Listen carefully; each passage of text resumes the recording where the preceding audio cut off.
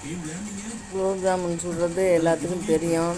புதுசாக ஒன்றும் நம்ம பொழுது போகலை, அதனால் செய்யலான்ட்டு ஒரு முடிவு பண்ணி கடையில் போய் அதுக்குரிய எல்லாமே வாங்கினோம்.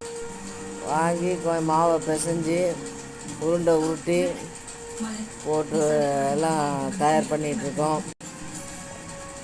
நல்லா பெரிய பெரிய உருண்டையாக உருட்டியாச்சு.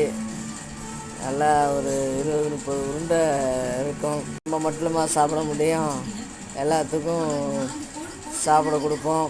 இந்த ஒர்க்கே செய்கிறது ரிலாக்ஸுக்காக தான் இந்த ஒர்க்கை எடுத்ததே, குலோப் ஜாமுன் செய்கிறது. ஏன்னா பொழுதும் போவோம், மனசுக்கும் ரிலாக்ஸ் கிடைக்கும். சாப்பிட்ற பொருளும் நம்ம வீட்டில் செஞ்சதுங்கிறப்போ நமக்கு ஒரு திருப்தியை தரும். இனிமேல் அப்படியே எண்ணெயில் போட்டுற வேண்டியது தான். எண்ணெய் சட்டியை தூக்கி வச்சாச்சா, நல்லா பார்க்குறதுக்கே சங்கு சக்கரம் மாதிரி இருக்குது. எண்ணெயில் போட்டு பொரித்து எடுத்துட வேண்டியது தான். பொழுது போன மாதிரி ஆச்சு, ஒரு நல்ல ஒரு பொருளை வீட்டிலே செஞ்சு சாப்பிட்ட மாதிரி ஆயிடுச்சு.